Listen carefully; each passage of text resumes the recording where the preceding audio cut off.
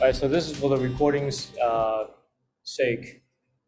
Review, I'm going to give you 2 review problems, and this is the first one. And then once we go through this, review the details of horizontal and vertical asymptotes, then we'll move on to the next section.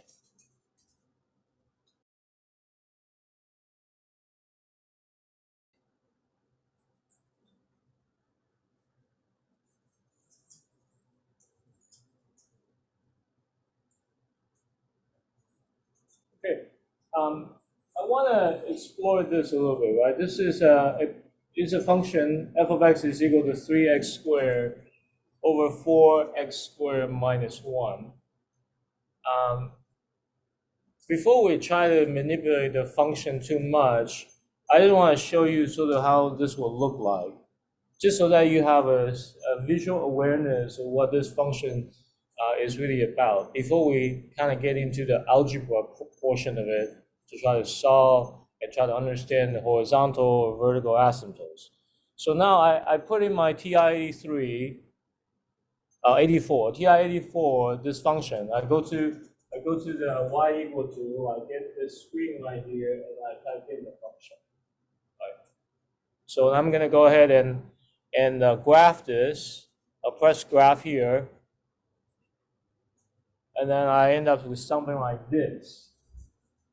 Now, we probably will recognize that, I mean, because of the resolution situation on the screen, the line didn't go all the way and continue on, but you need to imagine that this line continues on, right?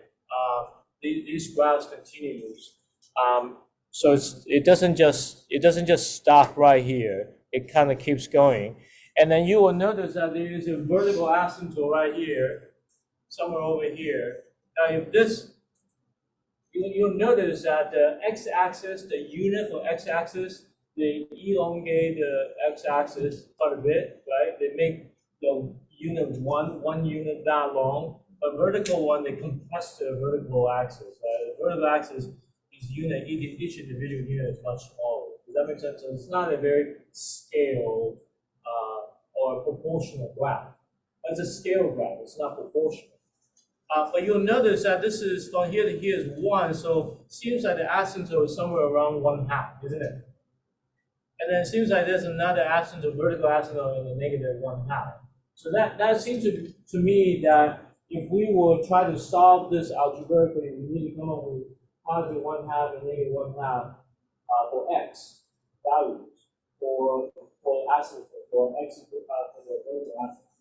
Now for the horizontal asymptote, there seems to be, you'll notice that this graph right here, down here, the bottom portion right here, seems to be touching the 0 on the x-axis. So it seems like the horizontal asymptote is not at x equals 0. It's somewhere just a tad over on top of x over on top of 0. Right, so it's a little bit of a positive value, but not so high, but somewhere around here, right? Does that make sense? So this is what we got so far. Calculator gave us this. The question I have is this: is that if we didn't have a calculator, how then do we go about finding those values?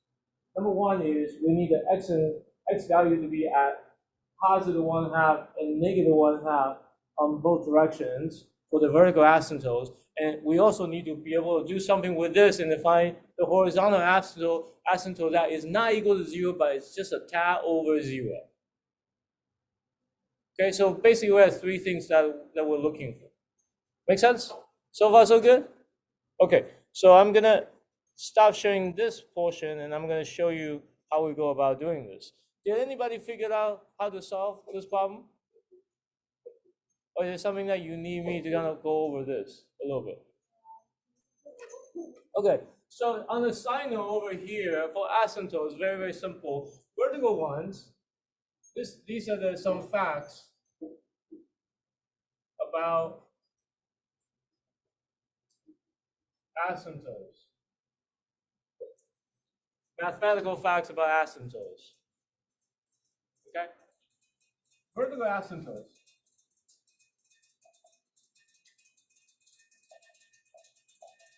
appears when actually a vertical asymptote appears when a x value makes the whole f of x equal undefined. This is for vertical asymptote. There is an x value that will make this whole f of x undefined. But undefined is what? Undefined is demonstrated as some number divided by 0. Some number divided by 0. Some number divided by 0. As long as you can think of it this way, is that, so the question here is, what value do I put into x on the bottom, on the denominator, will make this whole thing some number divided by 0. Well, it turns out that 1/2, if you put 1/2 in here, it will get some number divided by 0. It also turns out that -1/2, if you put it in here, it will make this whole thing some number divided by 0. Okay, so I'm going to just stop here for, I'm just going to, and the next one is horizontal. Horizontal asymptote. Horizontal asymptote is a little bit more complicated. I won't be able to get into the mathematical concept of it because you don't have calculus. So I won't do that to you, but I will show you the process of getting it, okay? Without getting into too much of the why. I'll just show you the how rather than the why. You will learn the why in calculus. But let's start with a vertical asymptote. Let's get back to the original problem. The original problem was this.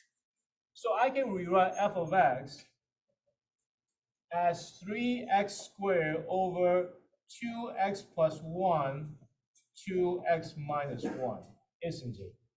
Right? We learned this from the previous unit that we have, right, difference of square. Difference of square, right? Remember the identity we learned? Turns out it's to be very useful in helping us to simplify this, somewhat complicated expression.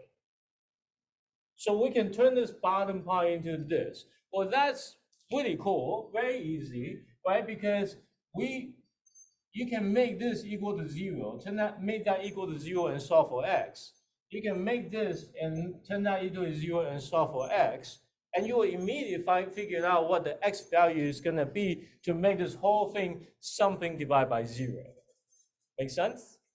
So you can say, okay, on the side note, 2x plus 1 equal to 0, then x is equal to -1/2. Aha, so we got it, right? X equal to -1/2. Over here, 2x minus 1 equal to 0. So if you solve for this, x is equal to +1/2.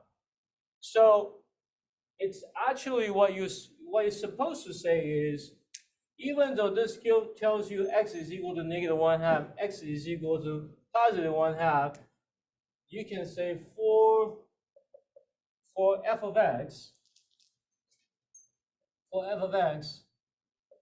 x cannot be -1/2, and x cannot be 1/2, right?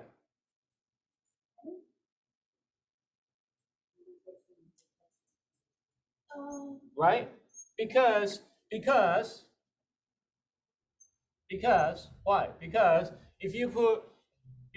if x is equal to 1/2, f of x is equal to 3 times 1/2 squared over 0. Right? Which is whatever it is, 1/4, 3/4 over 0, which is undefined. Does that make sense? This part we solve it as we're trying to solve for x equal to 1/2. True. We're solving for this expression, so x is equal to negative 1/2, x is equal to 1/2. Why? Because we solve for the fact that this will make the denominator equal to 0. But if we make the denominator equal to 0, that means those values are precisely the values that cannot be part of original function. Because these two values, if you put them into the f of x, you will make f of x undefined, and therefore, if you have undefined, you know that that's where your vertical asymptote. So immediately, right? Immediately, you say, okay, 1 is right here, 1/2 is right here. Then this must be the vertical asymptote, where the vertical asymptote is. X equal to 1/2. X equal to 1/2. X equal to 1/2. That's where the asymptote is. But function cannot be there, right? Cannot be there. And -1, and this is negative 1/2. At negative 1/2,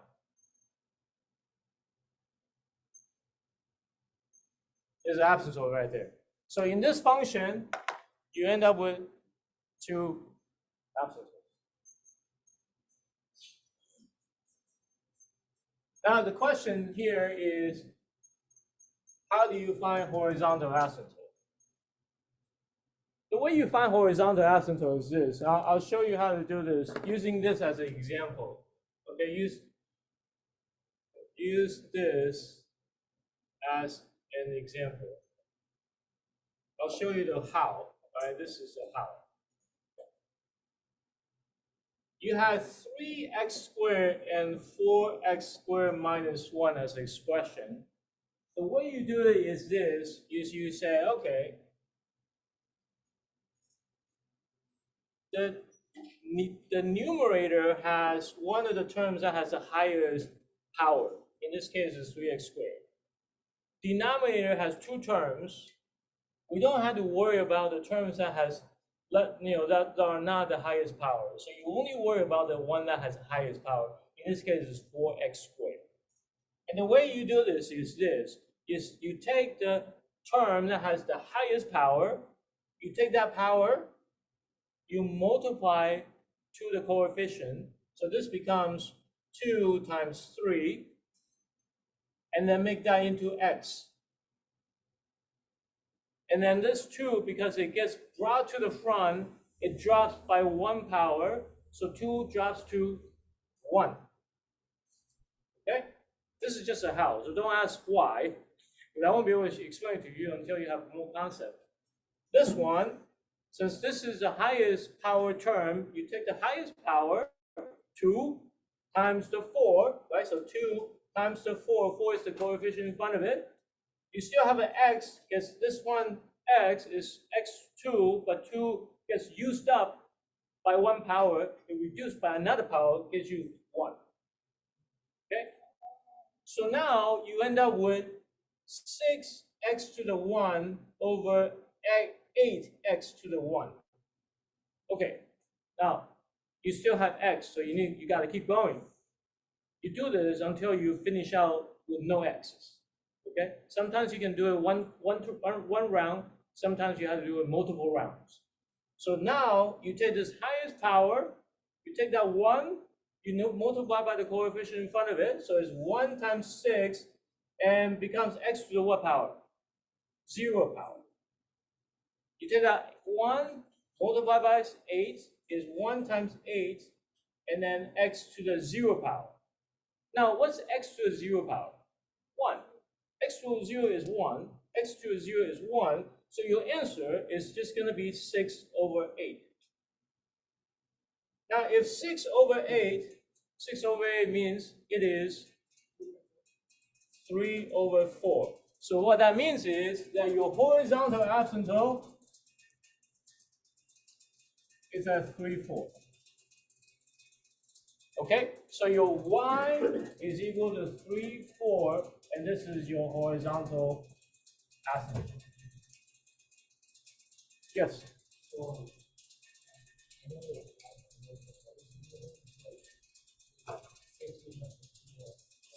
Yeah, you will notice, right? You notice that this is exactly this. I show you this as a error-proof way of getting a binomial. Does that make sense? I believe that I think Mr. Chen has shown you that if you have the same power, then you just take that number.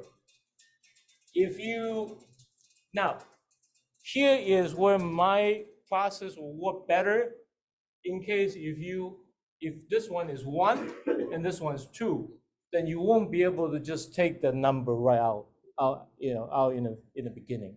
Does that make sense? And if you go through this process, you'll get to the right answer. If it's the same power, yes. If it's the same power, you literally can take you can take the coefficient. Absolutely, absolutely. This one x squared and this one's x squared. You just take the coefficient and call it a day. But if this one turns out to be, say, 1, this one turns out to be 3, or this is 2 and a 3, you're gonna go through those iterations all the way until you're done in order to get to the right answer. Yeah, make sense? Questions on this? So this is the first problem. I'm gonna erase. So now you had the asymptote. Now this problem I only ask you to identify asymptotes. So you identify the vertical asymptotes. You will say vertical asymptote x equal to 1/2, x equal to -1/2. Horizontal asymptote, you will say y is equal to 3/4, right? Because it's horizontal, so y equal to 3/4. And I could, on the test, I could give you the same problem, but instead of saying find both asymptotes, I can say graph it. Well, if I say graph this function, you're going through the same motion, right? You're just answering a different question. You're just simply trying to graph this, but you're graphing it anyway, so you have to find out the asymptote, and then you will identify the points, and then you will end up with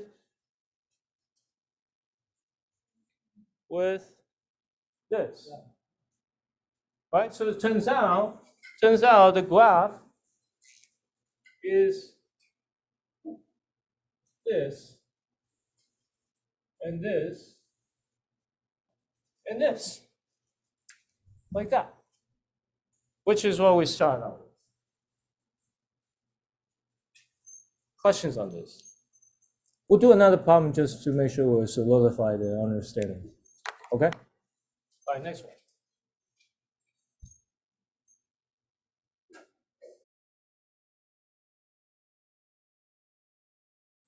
I mean, while you're doing that, I'm gonna go ahead and graph this on the graphing calculator. Okay? So, well, let me just, for the sake of recording, let Luke see the problem. This is the problem. Luke is online. Okay,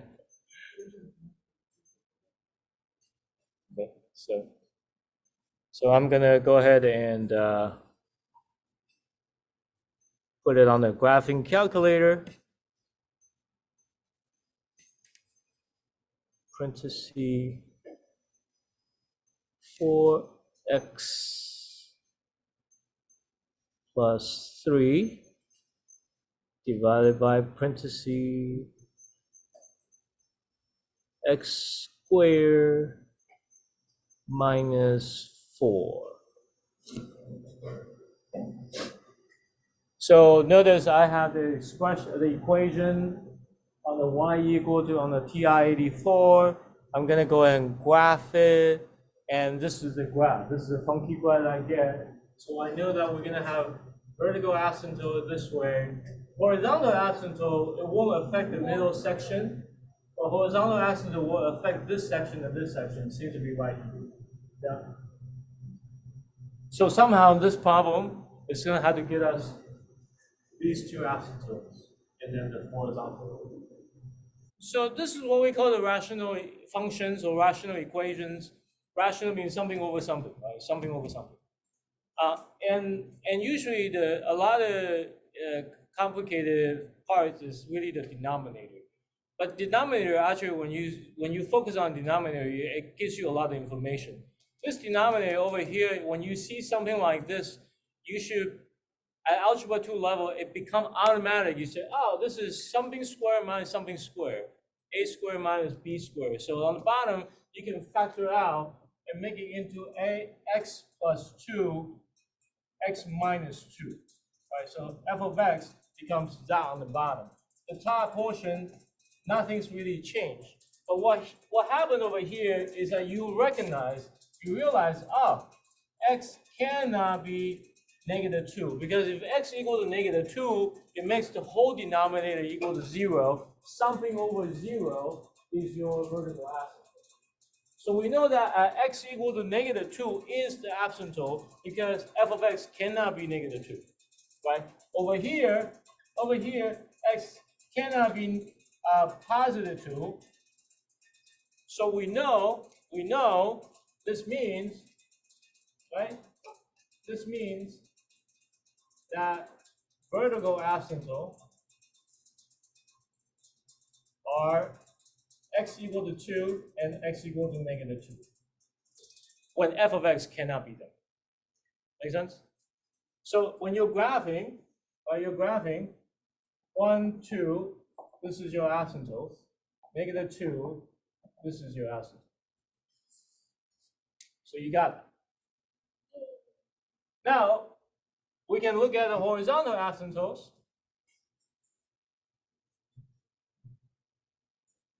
So remember, horizontal asymptote, we have f of x equal to 4x plus 3. So you want to go back to the original expression. So then you really compare it to these two things, right?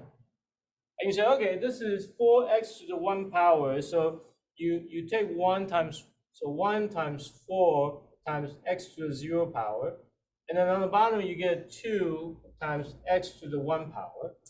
So now you end up with 4 over 2x, right? Or you can say 4 times x to the 0 power. Now, if you do it again, what will happen? 0 times 4 times whatever x to the -1, doesn't really matter. It becomes 0, right? On the top becomes 0, and on the bottom is 2, so you end up with 0. So guess what? Horizontal asymptote is when y is equal to 0.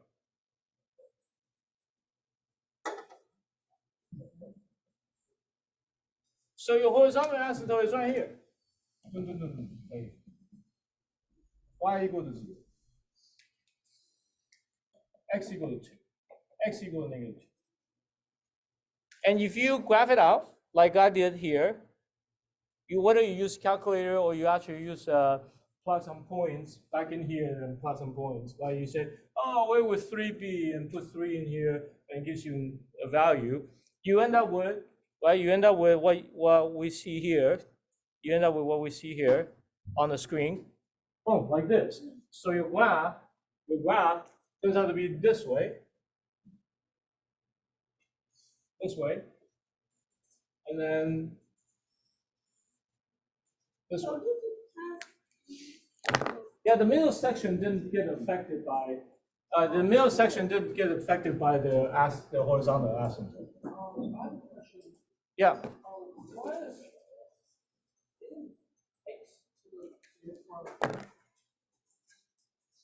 Yeah, it is the x to the power 1. But it's 0 times x to the -1, x to the -1, but this whole thing becomes 0 anyway. This is 0, x is on the bottom. So this becomes 0 over 2x, which is 0. Does that make sense? So whole thing becomes 0. Pretty simple. Now, another way of thinking about this is that as x gets bigger and bigger, the bottom part gets bigger and bigger, faster than the top. So if the denominator gets faster than the numerator, the whole thing gets smaller and smaller quicker. And the smaller in this case is 0 is the smallest number. So it will get closer and closer to 0.